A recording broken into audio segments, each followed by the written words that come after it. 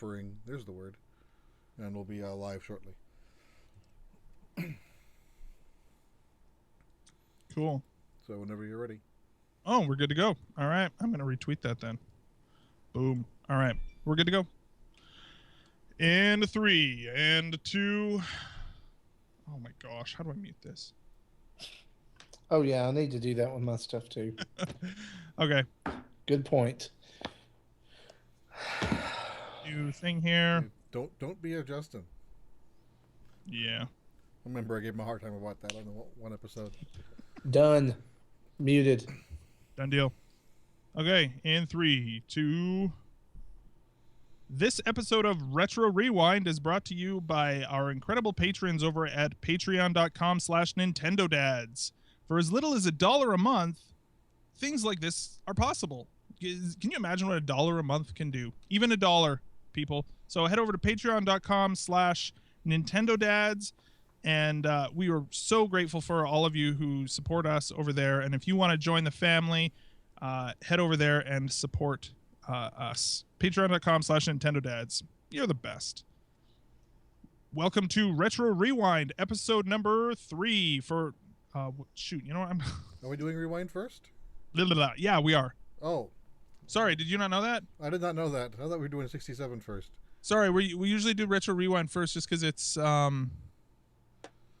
thing. Okay, that's fine. I'll just send out an updated tweet.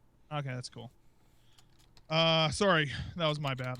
I'm gonna hit that. We're good. We'll get there. Okay.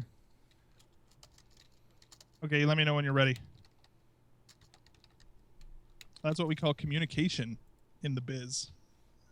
Within a team, effective in-team communication. You good to go? Yep. Okay. Welcome to Retro Rewind, episode number 3. On tonight's episode, we talk all about Super Mario Advance 4, Super Mario Bros. 3, one of the most critically acclaimed and longest titled games on the Game Boy Advance. Hey, Zach, that's me, self. Cue the music.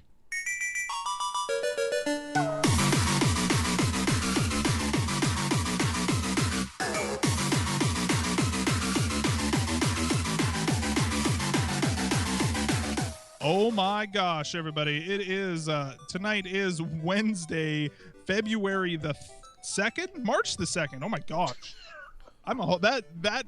The mania of that music sent me back a month. That's exactly what happened. My name is Zach those Erickson. Weird Canadian time zones. I know, yeah, exactly. My name is Zach Erickson. This is Retro Rewind, brought to you by Nintendo Dads. That is Jesse Waldack from VGTribune.com. What's going on, Jesse? Pretty good. That music is just... I don't know if that's what it's doing to me, but it's driving me crazy. Well, good news is it's already over. So okay. I already regret the decision to use that song, but no going back. Living life on the edge. Yeah, hearing that, I just feel like I want to bang my head. But I know. Then at my age, I hurt myself. I know. I need to peel my eyelids off the back of my skull. Like what that does to me. Also joining us, of course, Justin is not here with us, and so filling his shoes is Marty Estes from Reactor Radio. What's going on, Marty? Hey, how's it going, guys? Excited to be here. Yeah, right on, man. Thanks for joining in with us. You've been playing the game with us all month long, right? Yes, I have, Yeah. and regretfully did not finish it. I hope that I was going to be able to come here and say. I mean, I did beat it. I beat level 8, but didn't. I wanted to play through the whole game and just didn't make it. Yeah, I eventually did end up going warp whistle style on this game. Yeah. But I did really enjoy it as I played it. So yeah, let's just kind of we kind of realized, oh, Justin usually does the notes for these, and I Justin, we miss you, Justin. But I figured what we do is, we get a little bit of our impressions about the game overall. Now, this game, kind of is like, let's just break down the title before we do anything. Super Mario Advance 4, Super Mario Brothers 3. Does anybody know what the other Super Mario Advance titles were? Not off the top of my head, but I can look them up. The first one was Super Mario. The first one was Mario 2. And then the second one was Super Mario. One of them in there somewhere was Super Mario World. Yeah, I think that's. And then I believe the third one was Yoshi's Island. Mm-hmm. And the fourth one was Mario 3. I literally, I just noticed that my box full of game stuff. I don't know if you can see this. Oh gosh, stuff falling out. Anyways, I just noticed it's right next to me. I have a cartridge of, well, it's in here somewhere. This makes great radio, just have me digging through this box. But basically, I have a cartridge of the Super Mario Advance 1, which is Super Mario Brothers 2. I have that, but Super Mario Advance 4, I remember at the time, they had Mario Brothers 2, which was kind of cool, and then Mario World, everybody freaked out about, right? Super Mario Advance 2. But Super Mario Advance 4, I got that one, and I hadn't gotten any of the other ones back when they were released. It was released in Japan in 2003. When was it announced or released in North America? I'm looking here, but it's not showing me what I want to know. That's okay. But basically, October these games were 2003. Okay, so a couple of months later. Japan was July 11th. Mm-hmm. And I mean, these games at the time, I mean, the big thing was like, oh, the Game Boy Advance is so powerful because you can get all of these games. You could play a Super Nintendo in your pocket, and it was a huge deal. And I remember playing Super Mario Advance 4, thinking, because again, like I'd said before, I'd never really had an NES. I was a Genesis kid. I never had an NES. I had a Game Boy, but not an NES. And so this was the first time that I really played Super Mario Brothers 3 back in the day. I did own this cartridge, and then I remember, getting rid of a bunch of my cartridges and things like that. Around the time that I was in high school, or shortly afterwards. And then it's been a slow process of trying to regain my collection, but it's really interesting. This game was a ton of fun. I have a lot of good memories of this back in the day, and it was my first time that I really experienced Super Mario Brothers 3, or really anything other than, because the first Nintendo console that I had was a Nintendo 64. So the more I think about it, other than Super Mario Land 2, 6 Golden Coins, this was my first real exposure to the Mario franchise, 2D platformers type thing. So wow. Yeah, which at the time, and I didn't have an e-reader, so the card thing I never really did. I had the cards, but I didn't have an e-reader. But I remember actually playing this quite a bit growing up. It was a pretty big deal. So yeah, what about you, Marty? What's your experience? I mean, with Super Mario Advance 4 itself, or with Super Mario Brothers 3 in general? Oh my gosh. Well, I've said often on Reactor Radio when we've talked about games, in general, or our favorite games, that Mario 3 is my desert island game. If I had to be stranded on a desert island with one game, it would be Mario 3, because to me, and I know this can be a contested statement, it is the best video game ever made.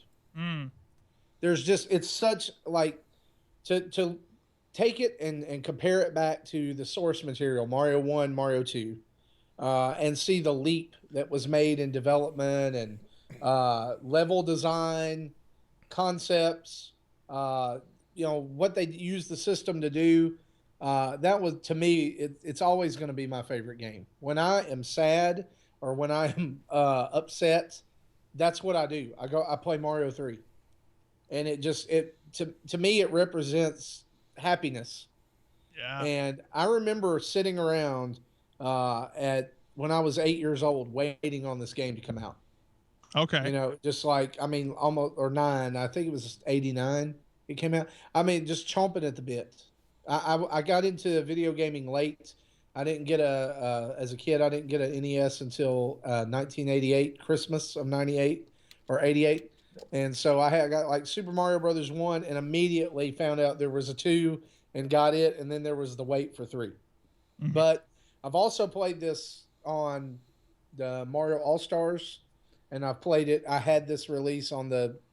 I'm a sucker for Mario games. I'll buy like if you repackage it on any system, I'm going to buy it. I've literally bought Mario 3 in every form it has existed in. I think. Mario 3 was released in the US or in North America on February 12th, 1990, Oh wow. and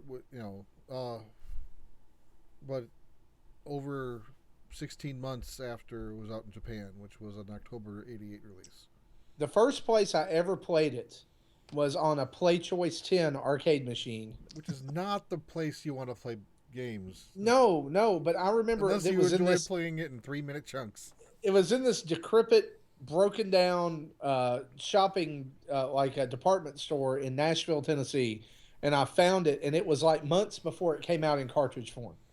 Oh, And it was in the machine like it was the Wizard had come out and it hyped it up, and then it did, and then here's this game, and it like I'm walking by and I was like, there's Mario 3. Oh my God, there's Mario 3. And the next thing I know, my parents are handing me a $5 roll of quarters saying, go at it, while we go shop. And so from then on, my dad worked in Nashville, so I would beg to go see him to go to go to the department store yeah, so but I could play Mario 3. that's awesome. I just did a quick check on when The Wizard was released.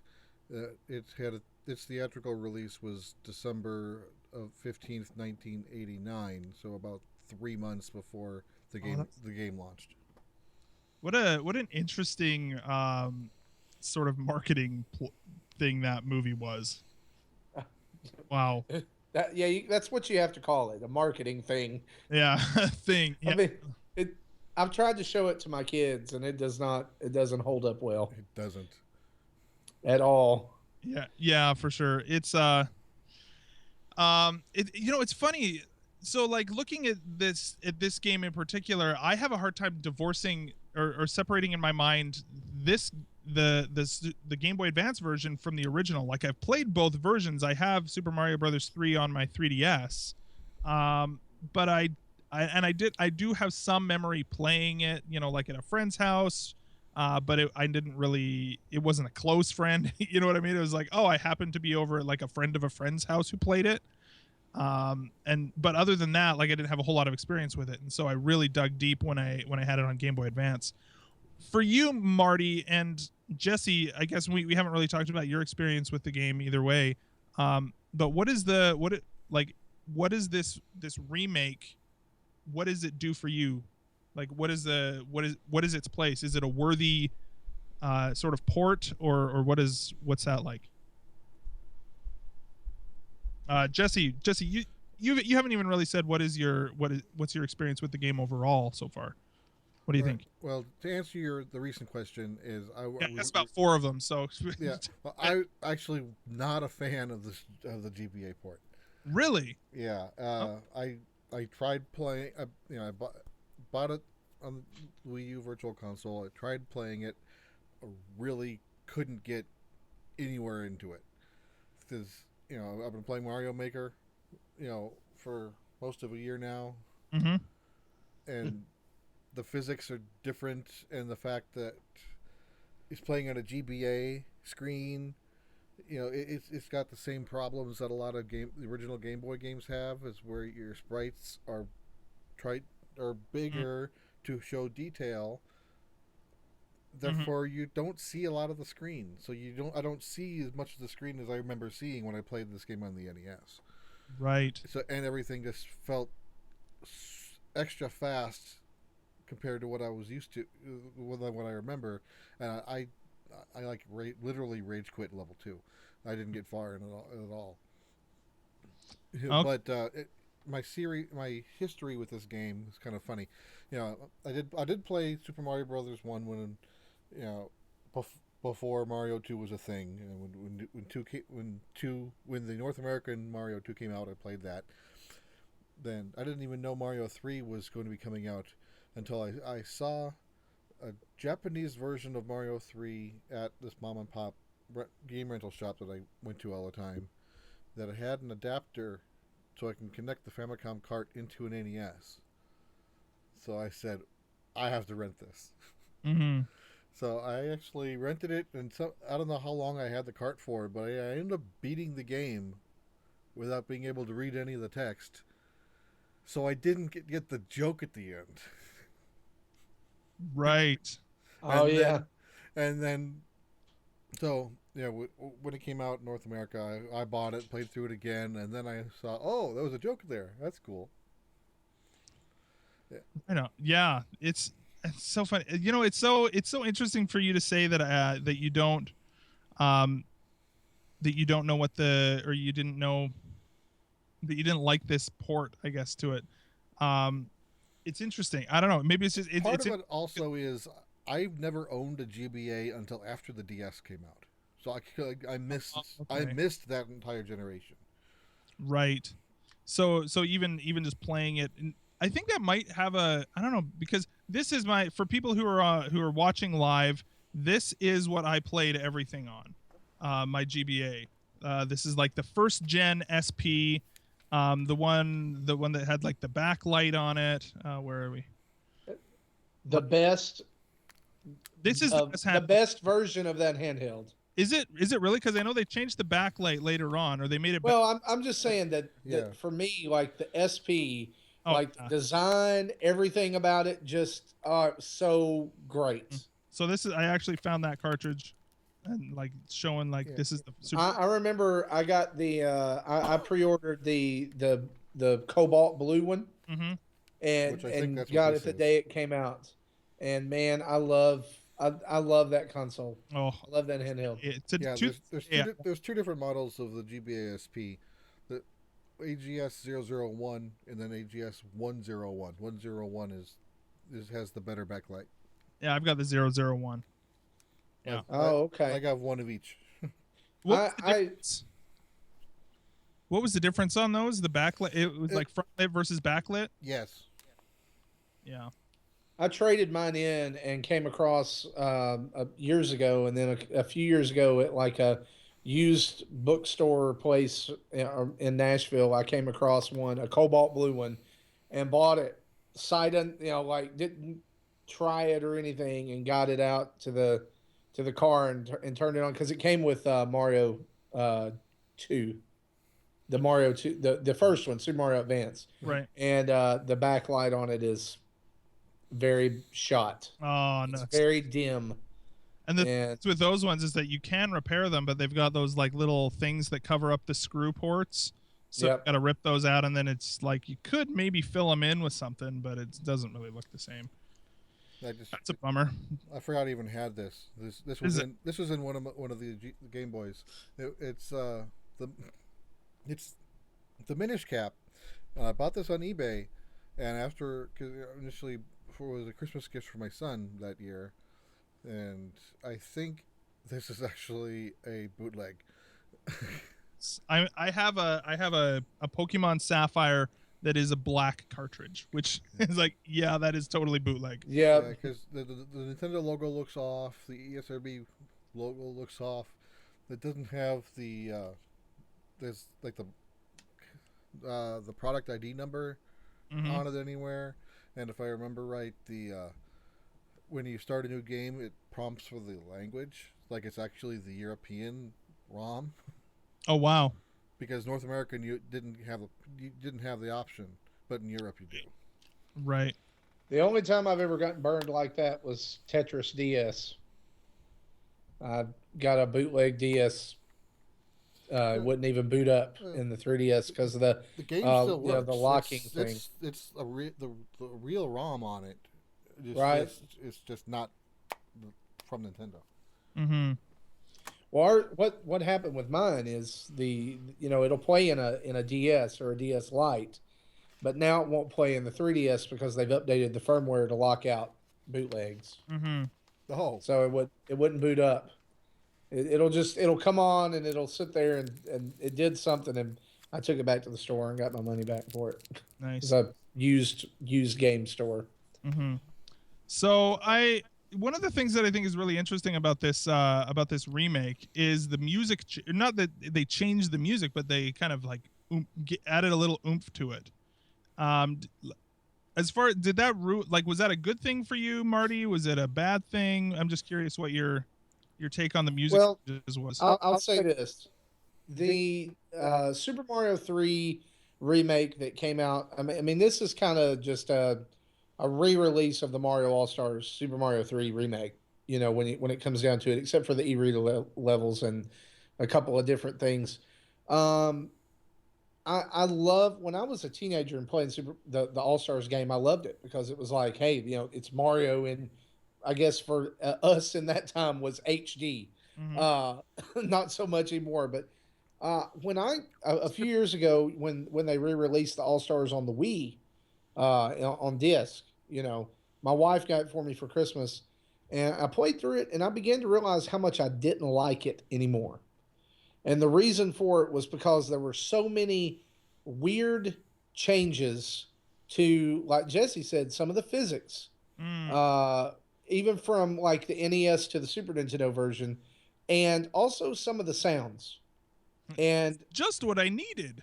Yes, that bothered me the that most. Came in, and then that came in with the Game Boy Advance port. Okay. I can't stand that crap. Like that, like the whole lucky, just what I needed. Wahoo! You know, Mario just got way chatty all of a sudden around the Game Boy Advance era, and I really blame Mario 64 for it. Yeah, because Mario 64 was where he started doing the whole wahoo, you know, and all that. Charles Martinet was really making this paycheck. Yes, yeah, but like for me, it kind of just takes me out of the game because you have this like with Mario 3, great source material, and then they feel like they have to jazz it up, I guess. And then they didn't have to. If they could have just had the levels, update the graphics, maybe update the sound a little bit. Now the music's fine, but it's the sound effects. Like the coin grab doesn't sound the same. You know, and like in Mario All Stars 2, another one that really bothered me was when you got a mushroom, the sound was higher, you know, and quicker than when you got one in the original versions. And I guess that comes with the territory of the update. But I kind of, in playing through this one, I was like, as I was going through the levels, and I went through the levels from, you know, start to finish. That was my thing. Like I did the whistle thing like you did. I beat the game. I wanted to see that. And then I started going back through it level 1, you know, 1, 1, 1, 2, 1, 3, all the way up. Just it kept getting on my nerves. I just began to realize I'd much rather play the NES version of Super Mario 3. It's like the Star Wars Special Edition of Mario, where it's like, George Lucas, just leave this alone. Yes. Yes. Luigi shot first. Yeah. I have music from the original, and then we can listen to what it sounds like jazzed up, because I think I haven't done this ahead of time. I just pulled these both up on YouTube, so hopefully these are like good quality. I don't know if they're bad. Hopefully you don't get an ad. No, I checked that ahead of time. So this is the original NES. You know, pretty.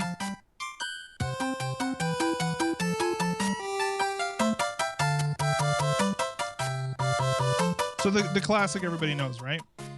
So we'll take that one. Now we're going to listen to the Super Mario Advance 4 Super Mario Brothers 3 version of the same song. Oh, they added some bass to it. Yeah. There's a lot of bass in that in this game. Considering the GBA sound chip wasn't all that great, you know, it's still pretty decent. You know what? I thought that it was going to sound better than it did. Like, I remember thinking, oh, you know what? That sounds pretty good. But now let's go back. The biggest change track to me was the underground theme. Okay. I'll look for that. That one was totally different in the original to this one. Even to the point where it annoyed me. Okay. So this is the original. Maybe. Oh, no, there's an ad. Oh, thanks, digital marketer. I shouldn't even say it. I get that ad more than just about anything. Jeez. Okay. Okay, so this is the original. What? Whoa. What is going on? I've got something else playing. This is the NES. In our So I've got another tab open. Okay, so that's the original. Let's go now to this. This again. This is the sound of me looking for things. And you said that this one was This the is worst. called planning. Yeah, this is called Ahead of Time. To me, this one's the worst one.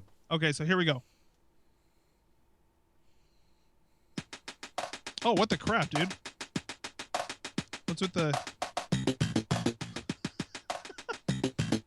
They kind of made it sound more like 1-2 from the original game. But wrong. Oh, yeah, that's totally different, man. That's like... It's like slap bass. Yeah, it's like... It- They It's made it... Donkey they made it Kong sound banging his coconuts together.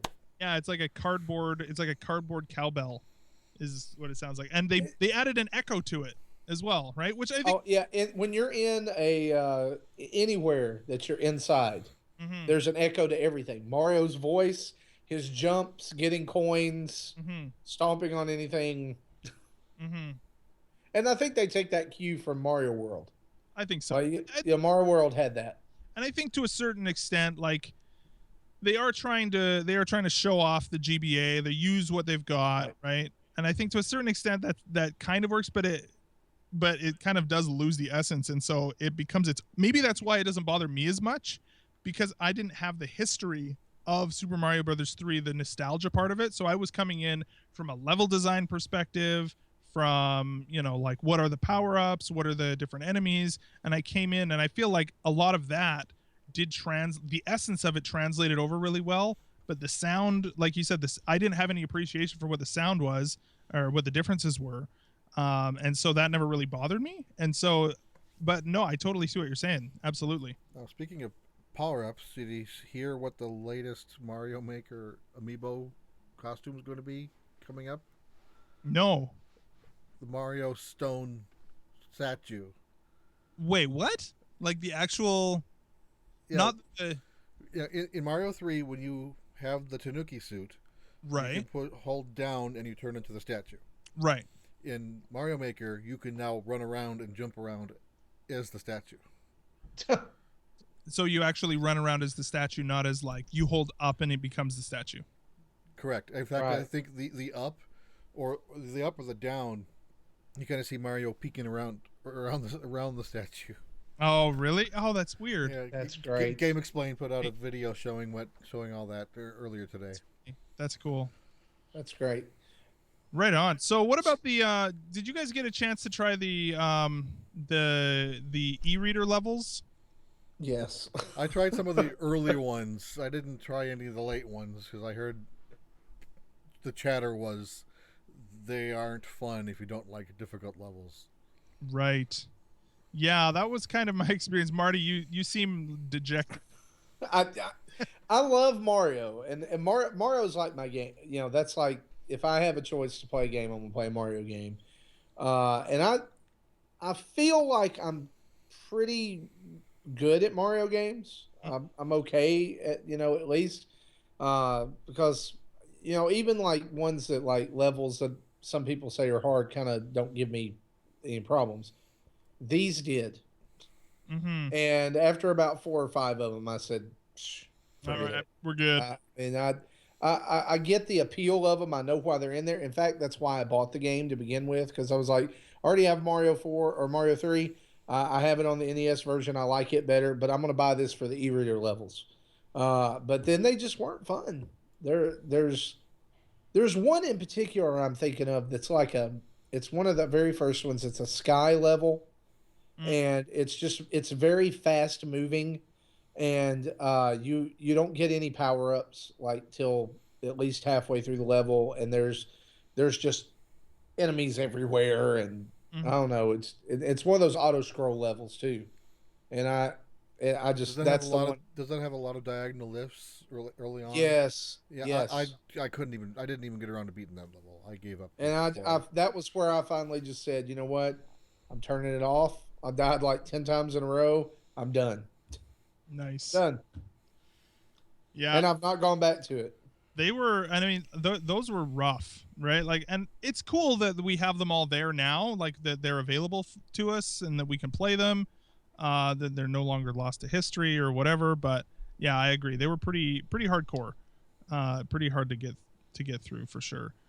So, yeah, I'm just gonna pull up here. Where are we? So basically,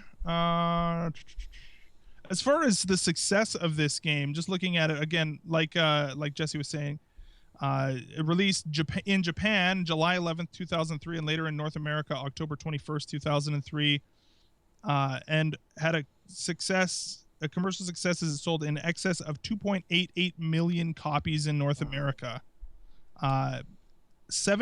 over 700,000 in Japan, and at least 100,000 copies in Europe. So crazy success for this game, like well over 3 million copies sold worldwide, like 3.5 million. And again, this is insane, the amount of, I think that this was the definitive, like it was the last of the Mario Advance series, and I would say arguably the best, where they basically had perfected the port, the sort of port aspect of this game, of this series, to the point where they had preserved so much of the original and kind of polished it again, that I feel like it's pretty great. Now, have you guys played any of these other ones? Like Mario Advance 1 was Super Mario Brothers 2. Have you guys? And then Super Mario Advance 2 was Super Mario World. Mario Advance 3 is Yoshi's Island, which is, for those of you who are part of the Ambassador program on the 3DS, you have that ROM on your 3DS, or you can like re-download it if you have part of that Ambassador game stuff. Have you guys played any of those ones? All of them. None of them. None of them. Marty, which one do you think is the best? Mario 2. You think so? The very first one. There was so much that they added to that game, and kind of balanced and did some crazy things with. Like, then I think it's probably still my favorite because it was like adding in all the sound effects and all that stuff was so new. Mm-hmm. That it was like, oh, hey, this is really neat. Mario says lucky when you get a 1-up, and Mario doesn't. By the fourth game, it's like, is he really? They still, they're still saying this. Rain it in, man. It's the same sound effect from the first, release. Yeah. Did you play I'm noticing on here on maybe on all four of them, but at least on the first one and Mario Advance 4, they added the Mario Brothers sort of game as well, the original arcade game. Right. Did you? I don't know. Did either of you guys play this? Like, I probably played more of that than I played of the actual game. Yeah. Yeah, because I've always enjoyed the original Mario Brothers arcade. Mm-hmm. To the point where I really don't like the ports, because they've changed it so many different ways. Yeah, adding the POW block on top, which messes up my jumps. I'm not used to it being there. Right. And then having like extra running space on the left to right, which when it comes to the collect the coin bonus levels, it messes up my timing there. But but overall, I think I played through that once, and I got really far into the game. I got to the point where the stalactites were forming and then falling down, which is like level 16 or something. Oh wow! So again, I'm really good at that Mario Brothers game. Mm-hmm. Yeah, I played a little bit of that too, and that's a fun game too. Like, it's interesting. Again, I feel like I don't have a lot of nostalgia for the original or whatever, but going through and playing it is definitely sort of a fun reminder of that era, of gaming and things like that. It reminds me kind of what was the game? Arcade game Snow Brothers, I think was what it was called back in the day. Did anybody ever play Snow Brothers? We call it Snow Bros. Anyway. Nope. It was like a game where you turn people into snowballs and roll them down the. Oh yeah. Yeah, they're like little snowmen or whatever. Yeah.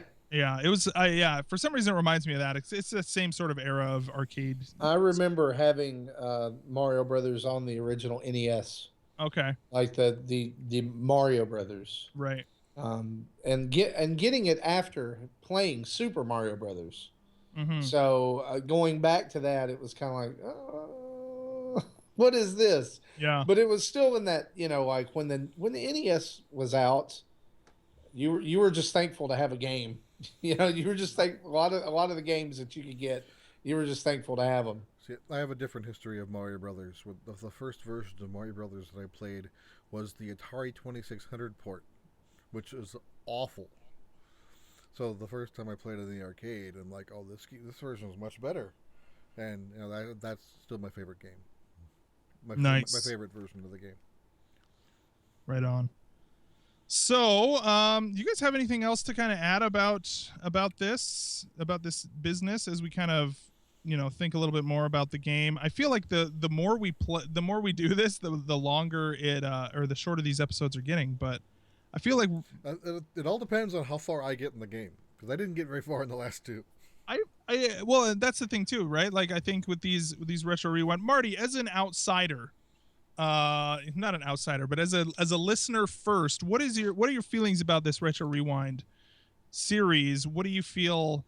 And maybe I'm gonna put this out to the listeners too. What sort of things do you really want us to talk about in these retro rewind series? And like are we fulfilling our duty to the Patreon people? Like we want to hear from you guys for sure.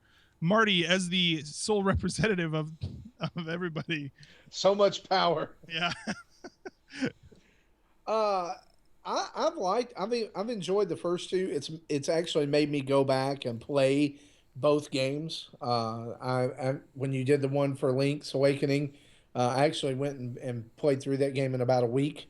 And I've picked up Wario Land 2 and played it.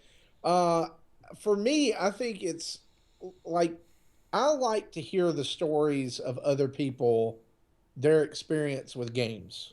Right on. What makes a game great to somebody? Because here's a great example. Y'all are I guess are going to do Pokemon in the next one. Yeah, there should be no surprise there. That's right. We left it open to everybody to say, okay, are we doing that next time? Like it's on the table because it's out, but Right.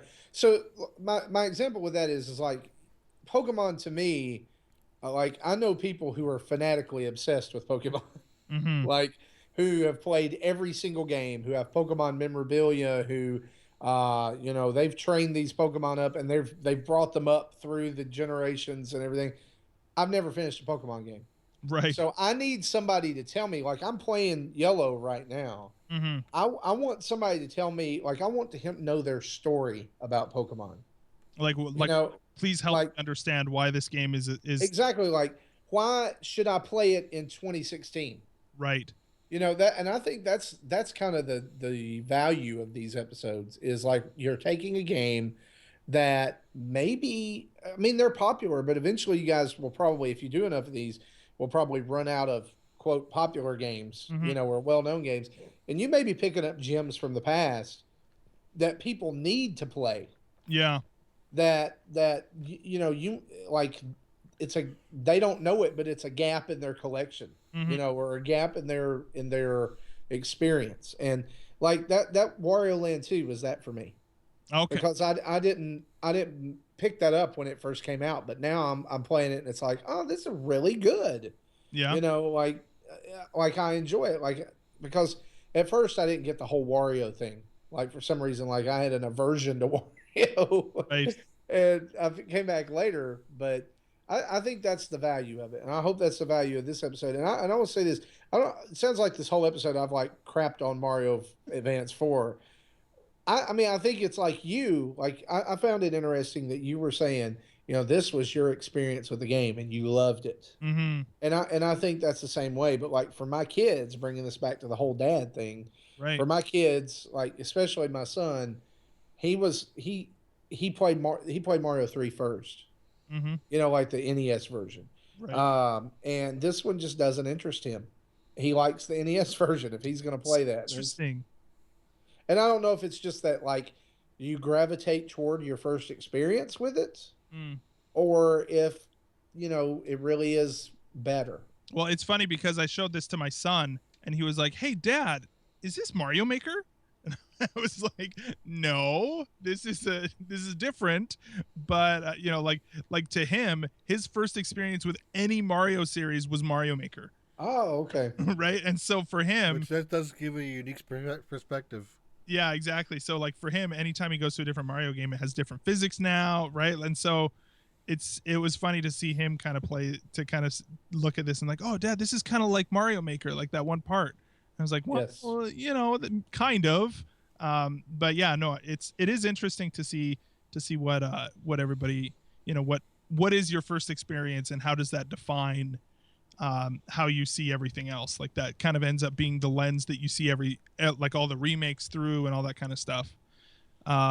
And I think to what you were saying about what are people's experience with different franchises, the thing that I struggle the most with about Nintendo's virtual console line as a whole is because I don't have a lot of nostalgia, there are very few games, especially in the NES lineup, where I play it and I immediately am like really get sucked into it because I didn't ever play it at the time. The only game that I can really think of on the NES that was like that I've ever played was Punch-Out.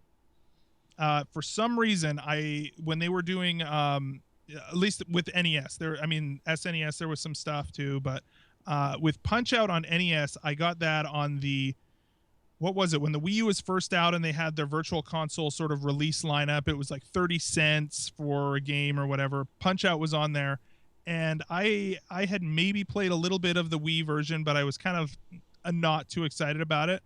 But I started playing Punch-Out, the NES version of Punch-Out, and I got sucked in big time. And so I think that's an interest. But for most of the games, I'm like, well, okay, this game, I don't have a lot of nostalgia for it. A lot of people say it's really great, but it's interesting to see what are other people's experiences of this game. Why is it so great, and what am I missing? Like you were saying, what am I missing about this game that other people say is so wonderful, and how can I maybe find that and enjoy this game even more as moving forward. So right on. I don't know, any other thoughts, gentlemen, as we kind of wrap up this episode? Kind of thought it was kind of interesting that they're not really consistent with their naming between the 4 Mario Advance games. Oh, really? Because the first one is just Super Mario Advance, so no subtitle. Mm-hmm. The second and the third has the name of the game that they're porting : Super Mario Advance 2 or Super Mario Advance 3. And then this one is Super Mario Advance 4 : Super Mario Brothers 3. Oh, that's funny. Like, that is so weird. And you know what's crazy? Look at this. Look at the release dates. I'm looking on like the Mario wiki. March 21st was when the first Super Mario Advance game came out. March. And then the December of that year is when Super Mario World came out on the Game Boy Advance. Then the next September 2000. So they release like one every like 6 or 8 months. I'd say like every 8 months. Is this, which region are those dates? In Japan. Okay. So like March. That's not what I was seeing. Yeah, March 2001 in Japan for the first one, December 2001 for the second, September 2002 for the third, July 2003 for the fourth. So less than a year between each one. This is the kind of thing that they now do on the eShop, right? Like that, like Nintendo no longer is doing this kind of thing as much because they've got the virtual console line. Yeah, within a year and a half, they had 3 of them out. Yeah. So yeah, that's interesting. Very cool. Well, the other thing, again, like you said, Marty, we have voted. The people have voted, and next month's episode of Retro Rewind is going to be the Gen 1 of Pokemon. So congratulations, Pokemon. It's going to be a good time. And so go and download those. One of your games, I was saying in the pre-show, it released like less than a week ago. I'm probably 2/3 of the way through. I'm 2/3 of the way through Pokemon Blue, and I'm probably going to end up playing through at least part of Pokemon Yellow by the time this comes around. So, as at the time of this episode, we had 67% voted for Pokemon Red, Blue, and Yellow, and then we had some people voting for Earthbound Beginnings and Castlevania. So, we're going to put up the nominations for next month's fairly soon, so you guys can start with that. But Pokemon Red, Blue, and Yellow is what we're going to be doing next month. And also, for those of you listening to the podcast edition of this episode, you can check out. You're seeing the art, which I have yet to finish, but it is there. We're going to give the original away on our Patreon page as well to one patron. We're going to do a draw over there, and then we're going to send the original art over there, to some lucky patron. So yeah, check that business out. And of course, if you want to go over to patreon.com/NintendoDads, that is what makes this episode possible. We've also unlocked the $75 a month Google Hangout version, and so that's a huge thing for us as well. So head over there, support us on Patreon, and for all of you, those who do support us, like Marty is a patron. Everybody be like Marty, and you're the best. That's awesome. So as we kind of round anything out, any other final thoughts about Super Mario Advance 4, Super Mario Brothers 3? For the people listening to the podcast version of this, also know that just like the other two episodes, there was a history of video that will be pushed out on YouTube. Yeah. We should be getting a link out to our patrons so they can have their first look soon. I don't think you've done that yet. Nope. Yeah. Oh, is that up there? You know what, dude? Yeah. I had a paper due this week. Yeah. I'm sorry. Yeah. Yeah. Cass uploaded it and put it on private. I marked it as unlisted, so you should be able to share the link now. Right on. And then on Sunday morning, when this episode goes live, the YouTube video will go live so everyone can see it, and the video will be available on our channel and will also be embedded in the article at VGTribune.com. Right on, man. And so huge thanks to Cass Lush from Gaming Docs over there for making our sweet videos. And yeah, check it out over there. And thanks, everybody. You are now listening as well as we head out to some awesome music, thanks to ocremix.org. So go and check them out. They are amazing people over there. And of course, if you want to email us or all the social media business, if you want to find us on Twitter, Facebook, or Instagram at Nintendo Dads. If you want to email us, nintendodads@gmail.com. If you want to change the world, go over to iTunes, leave us a 5-star rating. Written reviews are even better because that they just help us get into the ears and hearts of everybody out there, to more people there. So please head over there and leave us those reviews. Very much appreciated. Of course, you can catch us every Wednesday night over at youtube.com/c/NintendoDads/live. So check us out every Wednesday night and be a part of our party. There you go. All right. So for me, for Jesse, for the missing Justin, and for Marty, we'll see you guys next week or next month, I guess. Bye-bye. All right. I'm going to export that business and then we can get... Right. Okay, so while that's exporting, I thought I would share this with you guys. Before you... As I'm stopping the stream, and I want to talk to the people on the stream, so let me get this started up again. Oh, you mean the stream? Yeah, so I'm going to be stopping the stream soon if you're watching live, but if you want to listen to our episode 67, hang tight, we'll be starting it up again shortly. Yep.